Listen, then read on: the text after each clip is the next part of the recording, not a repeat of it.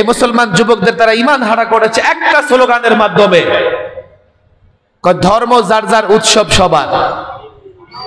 নাউজুবিল্লাহ বলেন। এটা কুফরি স্লোগান, কথা ঠিক না বেঠিক? এটা বুঝার জন্য পণ্ডিত হওয়ার দরকার নাই। এই স্লোগানটা কখন দেয়? কুরবানির ঈদে, রোজার ঈদে, কোথায়? শবে কদরে। স্লোগানটা কখন দেয়? এখন যদি ধর্ম যার যার উৎসব সবার হয়, মানে মুসলমান যুবক আসো, তুমিও কি করো, একটু পূজা করো। যেই স্লোগান মূর্তি পূজার দিকে আহ্বান করে সেটা কুফরি স্লোগান, তাতে কোনো সন্দেহ নাই। শুধু কুফরি স্লোগান নয়, ধর্ম যার যার উৎসব সবার, মূর্তি প্রেমীদের স্লোগান, পৌত্তলিকদের স্লোগান, মূর্তি পূজারীদের স্লোগান, ফেসিবাদের স্লোগান, দেশদ্রোহীদের স্লোগান, ইসলাম বিদ্বেষীদের স্লোগান, ভারতের তাবেদারদের স্লোগান। নেতা দল একটা স্লোগান দিয়ে দিয়েছে, আমরা আমাদের যুবকদের দেখে আশ্চর্য হয়েছি, সেও নেতার মতো স্লোগান দিচ্ছে। নেতা পূজাকে শুভেচ্ছা জানিয়েছে, তো পাড়া মহল্লার পাতি নেতা থেকে শুরু করে নেকড়ে নেতা পর্যন্ত শুভেচ্ছা জানাচ্ছে। আমাদের অবস্থা স্পষ্ট, একেবারেই স্পষ্ট। আমরা ধর্মের ব্যাপারে না বাড়াবাড়ি করি না জবরদস্তি করি, যার জন্য 53 বছরের বাংলাদেশে একটা এক্সাম্পল দেখাতে পারবেন না যে কোনো অমুসলিম তার পোশাক পরে সরকারি অফিসে যেতে বাধাগ্রস্ত হয়েছে, একজন অমুসলিম তার পোশাক পরিধান করে কলেজ ইউনিভার্সিটিতে যেতে বাধাগ্রস্ত হয়েছে, একজন অমুসলিম তার পোশাক পরিধান করে পথে ঘাটে চলতে বাধাগ্রস্ত হয়েছে। ইসলাম উদার নীতি অবলম্বন করেছে বলেই, ইসলাম সহনশীল বলেই বাংলাদেশে আজ পর্যন্ত অন্য ধর্মের লোকেরা কখনোই ধর্ম পালনে বাধাগ্রস্ত হয় নাই, কখনো তার পোশাক পরিধান করতে গিয়ে বাধাগ্রস্ত হয় নাই। আমরা অসংখ্যবার দেখেছি সরকারি জায়গায় মসজিদ নির্মাণ হলে মসজিদ ভাঙা হয়েছে, মন্দির নির্মাণ হলে মন্দির ভাঙা হয়নি। আমরা দেখেছি রাস্তাঘাট বন্ধ করে মাহফিল করলে বাধা দেওয়া হয়েছে, রাস্তাঘাট বন্ধ করলে মূর্তি পূজা করলে বাধা দেওয়া হয়নি। এদেশে সংখ্যালঘু নির্যাতিত তো হবে দূরের কথা, সংখ্যালঘুরা সংখ্যাগরিষ্ঠর চাইতেও ভালো আছে এবং জামাই আদরে আছে। 53 বছরের ইতিহাসে একটা প্রমাণ দেখাতে পারবেন না ধর্মের কারণে এদেশে কোনো সংঘাত হয়েছে। বলবেন হুজুর এই যে পত্র পত্রিকায় দেখি এখানে সেখানে মূর্তি ভাঙা হচ্ছে, গির্জা ভাঙা হচ্ছে, আমি বলি এগুলো একটাও ধর্মের কারণে সংঘাত সংঘর্ষ নয়। এদেশে দুই মুসলমান ঝগড়া করে কি করে না? তাহলে কি ধর্মের কারণে করে? তাহলে এই দেশে এক মুসলমান আরেক হিন্দু ঝগড়া করলে ধর্মের কারণে কেন হবে? সেটা রাজনীতির কারণে হতে পারে, স্বার্থের কারণে হতে পারে। আপনার ঢাকার মানুষ, আমি এ নিয়ে অনেক কাজ করেছি, বাংলাদেশের সংখ্যালঘু নির্যাতনের প্রায় প্রত্যেকটা কেস আমি স্টাডি করেছি। আমি দেখেছি পরবর্তীতে পুলিশ চার্জশিট দিয়েছে, একটার পেছনেও টুপি দাড়িওয়ালা মাদ্রাসার ছাত্র জড়িত নয়। কেন? এই কারণেই যে এদেশের মানুষ সংখ্যাগরিষ্ঠ মুসলমান, আর প্রতিবেশী দেশ যারা প্রায় চিল্লায় যে বাংলাদেশের সংখ্যালঘু নির্যাতিত হচ্ছে, বড় দুটা কারণ আছে। একটা কারণ হচ্ছে চোর যখন ধরা পড়ার ভয় পায় তো নিজেই চোর চোর বলে চিল্লাইতে থাকে। সংখ্যালঘু নির্যাতিত হয় তাদের দেশে আর আঙ্গুল তোলে আমাদের দেশে। কেন? তারা মনে করে না জানি তারা সংখ্যালঘু নির্যাতন করে পশ্চিমাদের চোখে ধরা পড়া যাচ্ছে কিনা। আর দ্বিতীয় তাদের ইচ্ছা হচ্ছে সংখ্যালঘু নির্যাতিত হচ্ছে এই স্লোগান দিয়ে বাংলাদেশে আগ্রাসন চালানো, বাংলাদেশে জুলুম করা। বাংলাদেশে সংখ্যালঘু নির্যাতিত হয় না। আপনাদের সামনে আমাদের সামনে এই বাংলাদেশের বাস্তবতা যা হয়েছে রাজনীতির কারণে কিংবা স্বার্থের কারণে কিংবা কোনোভাবে তাদের ভেতরে কোন্দলের কারণে। এই যে আপনাদের পাশে ঢাকেশ্বরী মন্দির আছে না নাই? 5ই আগস্টে পরিবর্তনের পরে আমরা ছাত্র এবং যুবকদের দিয়ে তাদের মন্দির পাহারা দিয়েছি। আমি একদিন মন্দির পরিদর্শনে গিয়েছি, গিয়ে আমি তো অবাক হয়ে গেছি যে মন্দিরের ভেতরে দুই গ্রুপ দুই পাশে বসে আছে, মারামারি করবে। এক গ্রুপ বলতেছে হুজুর ওরা এতদিন ফেসিবাদের পক্ষ ছিল, ওদেরকে তাড়াইয়া দেন। আমরা এতদিন মন্দিরে প্রবেশ করতে পারিনি, আমাদেরকে ঢুকতে দেন। আরেক গ্রুপ বলতেছে না, মন্দির আমাদের জায়গা, আমাদের, আমরাই থাকবো। আমি সঙ্গে সঙ্গে ছাত্রদের বললাম, তোমরা কখনো ভিতরে প্রবেশ করো না, গেটের বাইরে থেকে পাহারা দাও। কেন? ওরা যে দুই গ্রুপ মুখোমুখি হয়ে আছে, মারামারি করবে ওরা, আর বলবে যে মৌলবীরা এসে মূর্তি ভেঙে গেছে। স্বার্থের কারণে দ্বন্দ্ব করে তারা, আবার দ্বন্দ্ব করে পরে একদল মিডিয়া আর তাদের দাদা বাবুরা চাপিয়ে দেয় সেটা মুসলমানদের ঘাড়ে। বাংলাদেশের বাস্তবতা এটা। কেন এদেশে সব ধর্মের লোকেরা নিরাপদ? যেহেতু এদেশে সংখ্যাগরিষ্ঠ মুসলমান। ইসলাম কখনোই হঠকারিতা কিংবা অন্য ধর্মের উপরে জোর জবরদস্তিকে সমর্থন করে না। আর যেহেতু তাদের দেশে সংখ্যাগরিষ্ঠ পৌত্তলিক, তাদের দেশে তাদের ধর্মের লোকেরা, তাদের সম্প্রদায়ের লোকেরা শুধুমাত্র গোত্র এবং বর্ণের কারণে তারাই নির্যাতিত হচ্ছে। আর আমার মুসলমান রিক্সা চালক, ভ্যান চালক, রাজা প্রজা, যেই মুসলমান আমাদের ভেতরে কোনো বৈষম্য নাই, মসজিদে প্রথম কাতারে দাঁড়িয়ে যাচ্ছে, কোটি টাকার মালিক আবার রিক্সা চালকও, কথা ঠিক না বেঠিক? আর ওদের দেশে ওদের ধর্মের লোকেরা নিচু বর্ণের, নিচু গোত্রের হলে উঁচু বর্ণের, উঁচু গোত্রের মন্দিরে পর্যন্ত প্রবেশ করতে পারে না। ইসলামের কারণে বাংলাদেশে কোথাও সংখ্যালঘু নির্যাতিত হয় না। যারা বস্তুবাদী তারা এতে ভয় পেয়ে তারা মনে করবে যে প্রতিবেশী রাষ্ট্রের গোলাম হয়ে থাকবে। থাকতে পারো গোলাম হয়ে, যতক্ষণ মূর্তি পূজা না করো ততক্ষণ তোমরা তাদেরকে সন্তুষ্ট করতে পারবে না। হ্যাঁ, তোমরা তাই করেছো, তোমরা তাই করেছো, কিন্তু যাই করো, দেশের মানুষ যেই দলই করুক না কেন, সে মুসলমান হলে কোনো মুসলমান মুসলমানের জন্য মূর্তি পূজাকে সমর্থন করতে পারে না। যারা বস্তুবাদী তারা কখনো দেশকে কেন হেফাজত করতে পারবে না? তারা দেখবে যারা আগ্রাসন চালাচ্ছে তারা পরাশক্তি, অ্যাটম বোমার অধিকারী, রাষ্ট্র বড়, রাষ্ট্র বিশাল বড়, আবার তাদের সম্পর্ক ইসরায়েলিদের সঙ্গে, তাদের মুরব্বী ইসরায়েলি ইহুদিরা, ইহুদি অত্যাধুনিক অস্ত্রে শস্ত্রে সজ্জিত বস্তুবাদী যারা, তারা এগুলো দেখবে, তারা দেশ হেফাজতে ভূমিকা রাখতে পারবে না।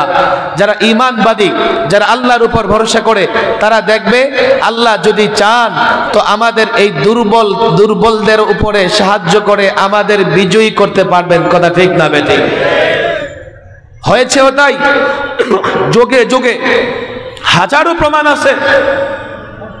পরিষ্কার বুঝতে হবে, মুসলমান সংখ্যার বলে লড়াই করে না, মুসলমান অস্ত্রের বলে লড়াই করে না।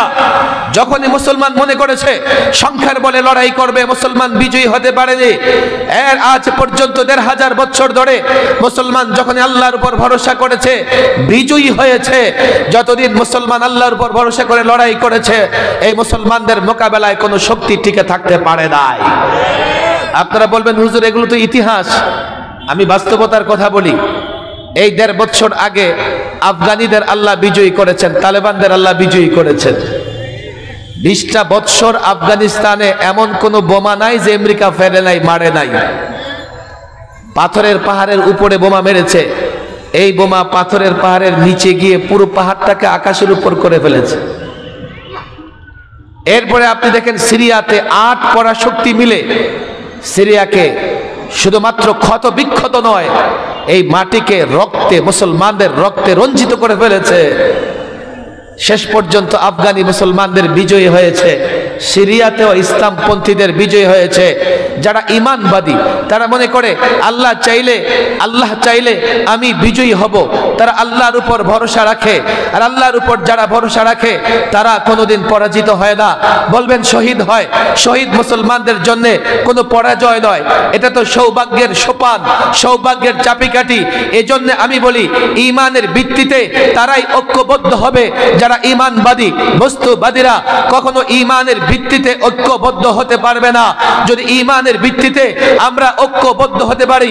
আমরা জানি চতুর্দিকে দুশ্মন, আরেক দিকে বঙ্গোপসাগর, আমরা তাও জানি আল্লাহ যে শক্তি দেন, আল্লাহ যে শক্তিকে সাহায্য করেন, সেই শক্তিকে মোকাবেলা করবার কোনো ক্ষমতা নাই। আমি তো পরিষ্কার বলি, এ মুসলমান যুবকেরা, বাংলাদেশ এই ভূখণ্ডকে হেফাজত করতে হলে ঈমানবাদী হতে হবে, ঈমানের উপরে ঐক্যবদ্ধ হতে হবে। তুমি বলতে পারো আমি এই ভূখণ্ডকে কেন হেফাজত করব? তুমি এই ভূখণ্ডকে এই জন্যই হেফাজত করবে, আমরা এই ভূখণ্ড পেয়েছি ইসলামের জন্যে, আমরা এই ভূখণ্ড পেয়েছি যেহেতু আমরা সংখ্যাগরিষ্ঠ মুসলমান। যদি ইসলাম থাকে এই ভূখণ্ড থাকবে, ভূখণ্ড আক্রান্ত হলে ইসলাম আক্রান্ত হবে, ভূখণ্ড আক্রান্ত হলে মসজিদ আক্রান্ত হবে, ভূখণ্ড আক্রান্ত হলে মাদ্রাসা আক্রান্ত হবে, এই ভূখণ্ড আক্রান্ত হলে তুমি আক্রান্ত হবে, এই ভূখণ্ড আক্রান্ত হলে তোমার মা, তোমার বোন, তোমার কন্যা আক্রান্ত হবে। আজ পর্যন্ত সাম্রাজ্যবাদী শক্তিরা যখনই কোনো রাষ্ট্রে আঘাত করেছে, আক্রমণ করেছে, ইরাক থেকে সিরিয়া, কাশ্মীর থেকে উইগর, প্রত্যেকটা রাষ্ট্রে মুসলমান মা বোনদের উপরে টর্চার করেছে, অত্যাচার করেছে, রোহিঙ্গা মা বোনদের উপরে টর্চার করেছে, অত্যাচার করেছে। তুমি যদি মনে করো মায়ের ইজ্জত বাঁচাতে চাও, তুমি যদি মনে করো বোনের ইজ্জত বাঁচাতে চাও, রাস্তা একটাই, কাফের বেঈমান তাগুতের বিরুদ্ধে লড়াই করতে হবে। যদি বস্তুবাদী হও লড়াই করতে পারবে না, যদি ঈমানবাদী হও লড়াই করতে পারবে। এই কাফের বেঈমান এটাই বিরোধিতা করে তুমি যাতে ঈমানের ভিত্তিতে ঐক্য না হতে পারো, ঈমানবাদী না হতে পারো। এজন্য মুসলমান যুবকদের স্লোগান পরিবর্তন করে দিয়েছে, দলের নামে মুসলমান যুবককে মূর্তি পূজারী বানাচ্ছে। তুমি তোমার শক্তির খবর নাই, তুমি তোমার শক্তি কতটুকু আছে তুমি জানো না। কাফের, পত্তলিক, মুশরিক তারা জানে একজন যুবক যার নাম মোহাম্মদ বিন কাসেম, 17 বছরের যুবক যদি দিল্লিতে ইসলামের পতাকা উড্ডীন করতে পারে, এই বাংলাদেশে 17 বছরের হাজারো যুবক আছে, 18 বছরের হাজারো যুবক আছে, 19 বছরের হাজারো যুবক আছে, তারা ঘুমন্ত, তাদের জাগ্রত করতে হবে।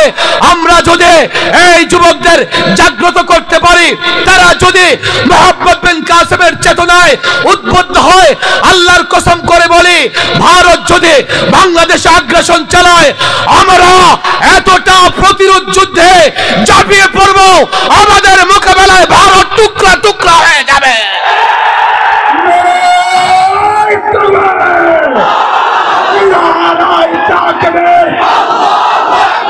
ভারতের দালালেরা, ভারতের দালালেরা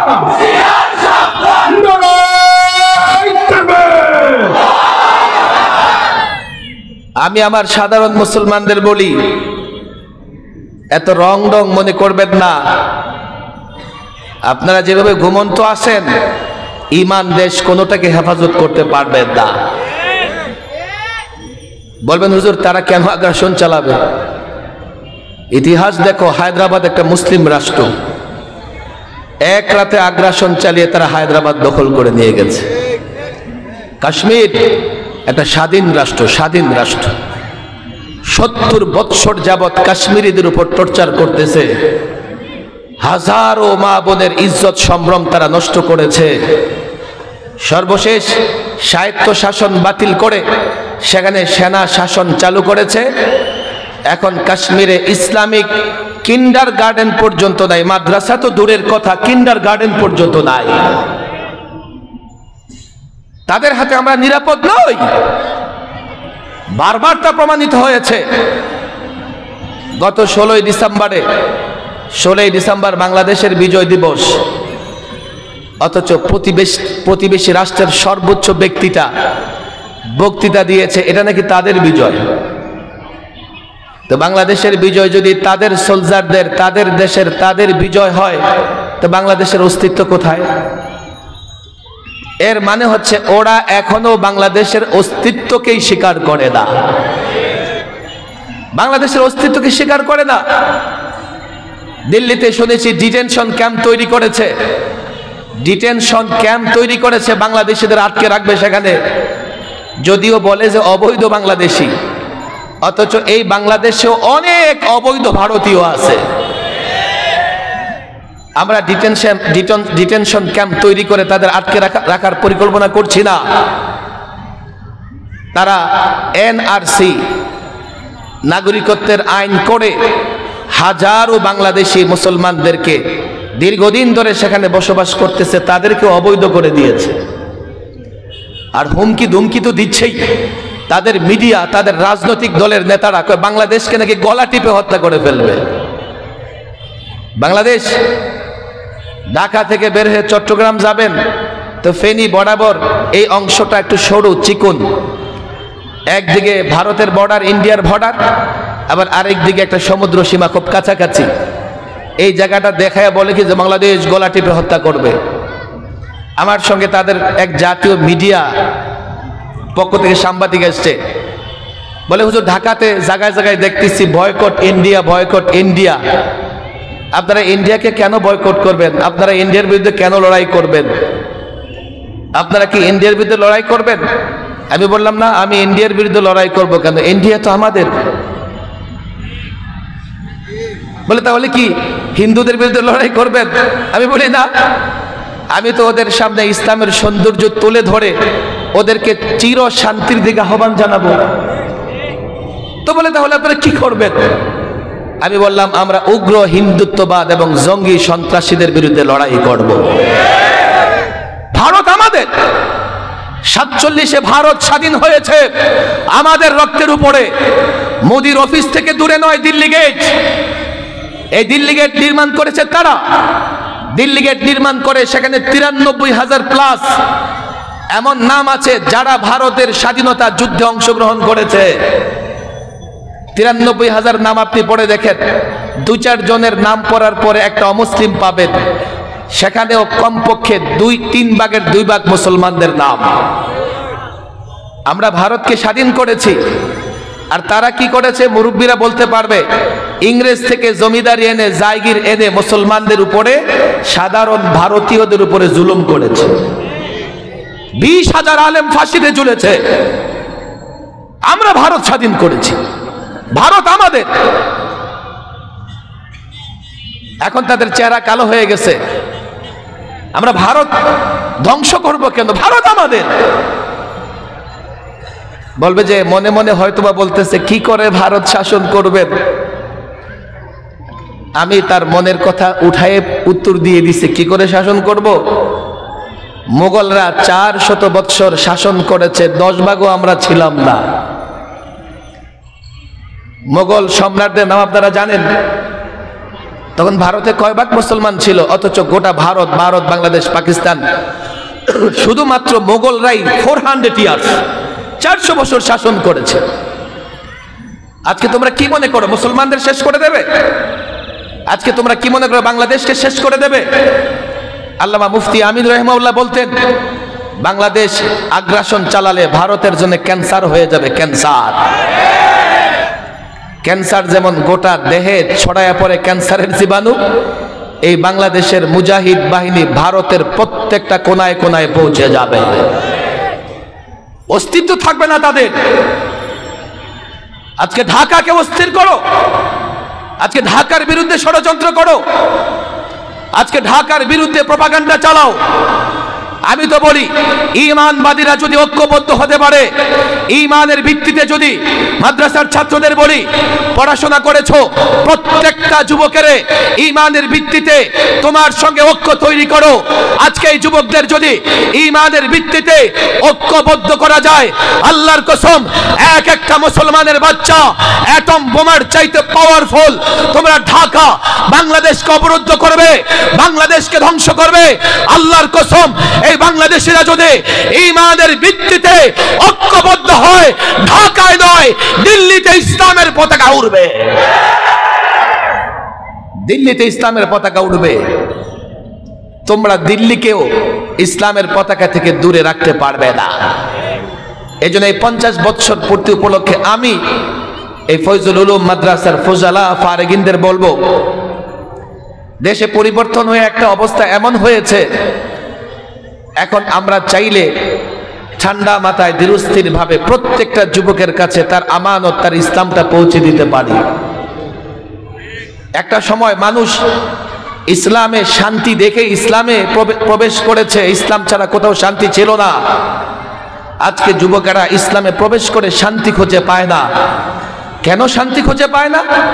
সে আসলে নামে মাত্র ইসলামে প্রবেশ করেছে। ইসলামের সুফল ভোগ করতে হলে ইসলামের বিধিবিধানগুলো মেনে চলতে হবে, তাহলেই দেখা যাবে সে ইসলামের সুফল ভোগ করতে পারবে।